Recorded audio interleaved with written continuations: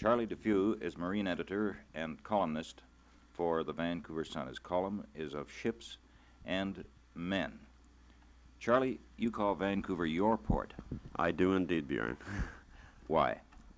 Well, I love the port. I was marine editor of the Sun in 1924-25, then away from it writing-wise, never an interest, of course.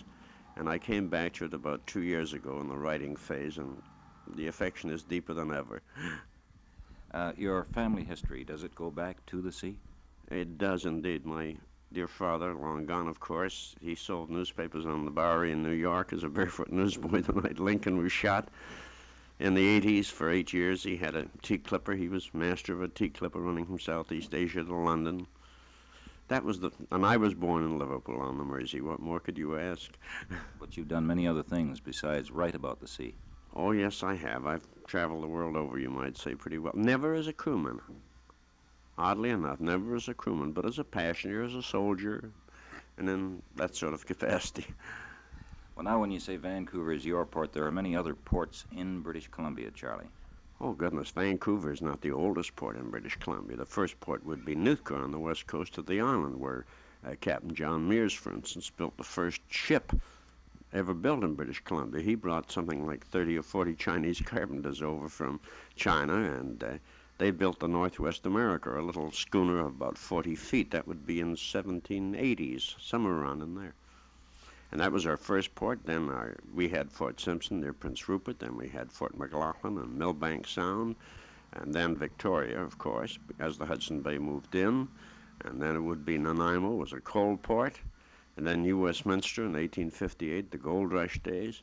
And Vancouver didn't develop until 1864. And then it was just the imagination of New Westminster that created Vancouver, really.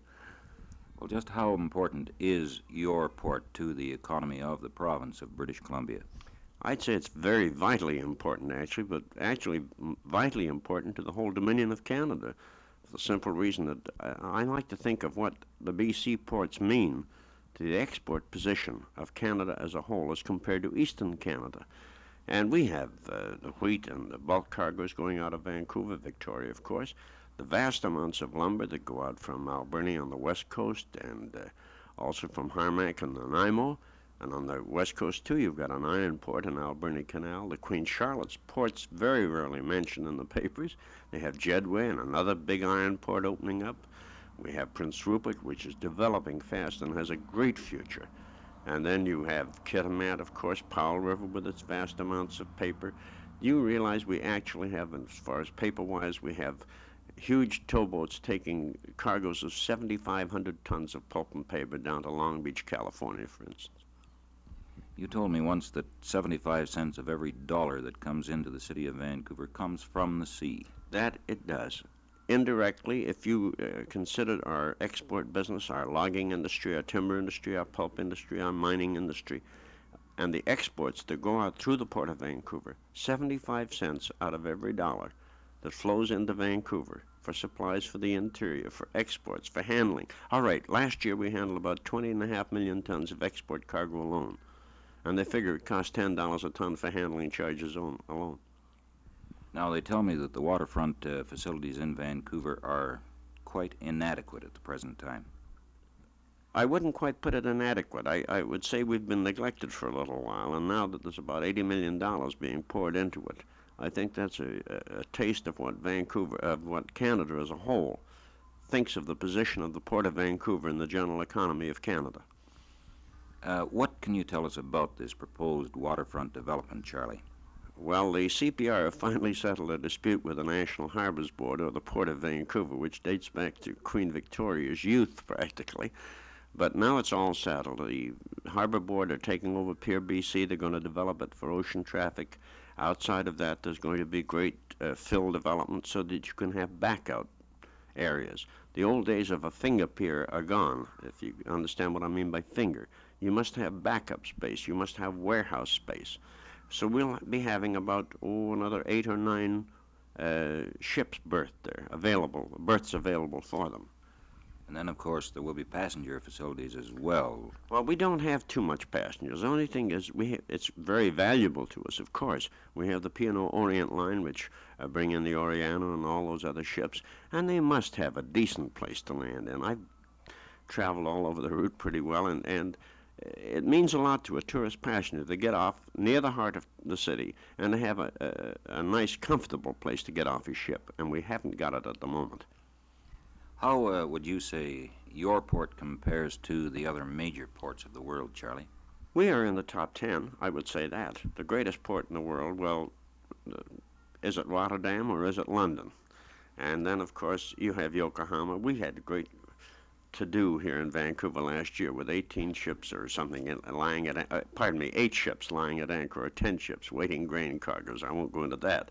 But you have Yokohama, which has over 100 ships lying at anchor, and they unload by barges. Now, mark you, there's something that a lot of people don't realize, that the big ships of today, 200,000 tons, for instance, the big tankers, and they are tankers, not bulk cargo carriers, these ships load and unload from dolphins and from pipes that come out from shore. There's not more than 3 ports in the world that could take those 200,000 ton ships. But there are very few ports in the world that compare in beauty to the Port of Vancouver. In beauty, absolutely. I found that out by personal experience. You see, I must put in this point right now. Vancouver, any port, is guided in its development by the draft or the depth available in the ports, other ports of the world which it serves. Now, a great deal of our traffic goes through the Panama and goes through Suez, for instance. Suez has a top draft of, I think, 41 feet maximum on a ship, and then Panama is 38 feet. So there's no use talking about 200,000 ton tankers drawing 60 feet coming into Vancouver. Where would we serve? But they are deepening the first narrows in Vancouver to a 50-foot minimum.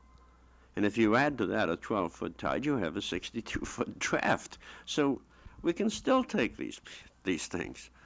What do you foresee in the future for the waterfront, this waterfront development program in Vancouver, Charlie? Can I put it this way, Bjorn? The world today needs food. We have a population explosion. I know that's almost a cliche today. But the world is growing in the number of its people, and they have to be fed and they have to be housed. But food is a predominant issue. Canada can provide food. It will be providing food for the world for years to come. It will be providing fertilizer because we have the potash from the mines in Saskatchewan, even though we import phosphate. But we have the vast amounts of potash. Well, the result is we must get those cargoes out to the world. And as long as the world needs food, the Port of Vancouver will grow. Charlie, what was the most exciting experience in your association with the sea? Oh, there's a lot of them. I can remember being an American soldier, though I'm English born, being caught in a typhoon off Hakadeti, Japan. And I was just a young soldier, and they said, well, you go back on the fantail of the ship, and your duty now, this is 4 o'clock, you'll be relieved at 8 o'clock, and if anybody yells man overboard, you take this life belt here with a light on it and throw it over, you see. So I go aft, and we hit the tail end of this typhoon. And the winds were about 120 miles an hour, I guess, and the stern of the ship was going up and down into the water. I didn't get relieved till 10 the next morning, and even if the captain had gone overboard, he couldn't have expected a life belt from me because I had my legs wrapped around the bit, and they had to carry me forward in the morning. I was so cramped and stiffened up. I think one of the most thrilling sights you ever saw was one that happened quite recently when the Japanese ship came into Vancouver Harbor under sail. Oh, the men of sail. I love the sailing ship. We had the Kaiwo Maru, a four-masted bark. He had a foremast, a mainmast, a mizzen, and a jigger aft there. And she had 47 sheets or sails and 200 running lines. And they had 80 boys, 3 months old, 3 months at sea. And they had those 80 boys going up the yards. And they unfurled the main courses and the topsails and the to'gallants and the royals. And it was oh, what a joy it was to see. And please understand this. I'm asked the question many times. Why do you train people in sail? There are no more sailing ships. But they train men in sail, young fellows in sail, for discipline, the ability to give orders, the ability to take orders, the ability to all right, the ability to have confidence in those above you. And it teaches discipline. And discipline, the sea is a tyrant sometimes, and you must have discipline. And that Japanese ship must have been beautiful, Charlie. Oh, she was a beautiful thing. I had the very great privilege of coming in under sail in her, and she's a lovely ship. I know she was built in '34, but she's still got 3 or 4 masts, and she still throws up the canvas. And you'd be surprised how many old sailormen there are in the province of British Columbia. Old Joe Ivans up at Okanagan Mission, and they're scattered through the province of British Columbia, and they write to me about their days in sail, and they out Lubbock, who is the Bible of all sailormen.